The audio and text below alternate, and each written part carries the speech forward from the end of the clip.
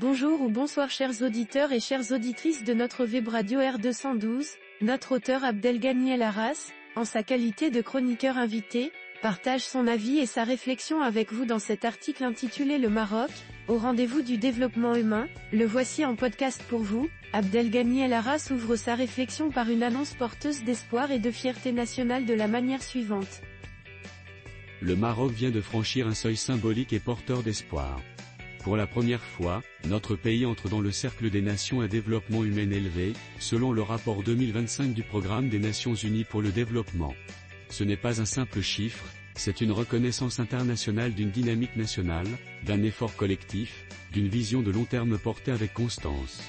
Le chroniqueur invité enchaîne avec une analyse des dimensions concrètes qui composent cette avancée ainsi. Derrière cet indice, 0,700 sur l'échelle de l'IDH, se cache une réalité plus profonde, celle d'un Maroc qui investit dans son peuple. Santé, éducation, niveau de vie, autant de domaines dans lesquels les progrès sont mesurables. L'espérance de vie s'allonge, les enfants vont plus longtemps à l'école, les familles vivent mieux.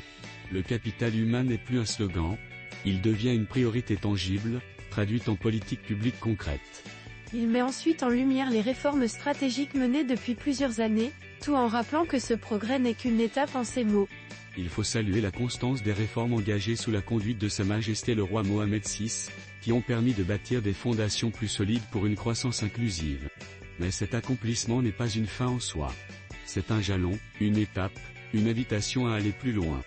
Dans la suite de son propos, Abdelghany El Arras insiste sur les chantiers encore ouverts, notamment en matière d'égalité de genre de cette manière. Car les défis sont encore nombreux. L'égalité entre les femmes et les hommes, bien que sur une trajectoire positive, reste inachevée. La représentativité féminine dans les sphères de décision, l'accès au travail et à l'éducation pour toutes, la lutte contre la mortalité maternelle, autant de fronts où nous devons intensifier nos efforts. Il poursuit sa réflexion en s'appuyant sur les données du rapport, révélant à la fois un progrès notable et une nécessité de vigilance ainsi. Le rapport soulignait également que le Maroc affiche un taux de pauvreté multidimensionnel parmi les plus faibles. C'est un acquis précieux, mais fragile.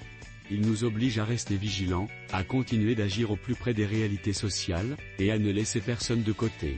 Enfin, le chroniqueur resitue l'expérience marocaine dans un contexte mondial troublé, en tirant une leçon inspirante pour l'avenir.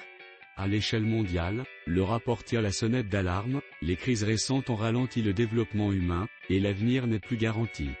Dans ce contexte, l'expérience marocaine résonne comme un contre-exemple encourageant. Elle montre que le progrès reste possible, à condition d'oser les choix structurants, d'investir dans les générations futures, et de croire en la puissance transformatrice de la volonté politique. Et c'est sur une note d'optimisme volontaire que Abdelghany El Arras conclut son article en ces termes. Oui, le Maroc avance. Mais plus encore, il se donne les moyens de choisir son avenir. Chers auditeurs de la web radio R212, merci d'avoir été à l'écoute de ce podcast, et de partager avec nous ce moment d'échange et de découverte. Votre présence et votre fidélité sont notre plus belle récompense.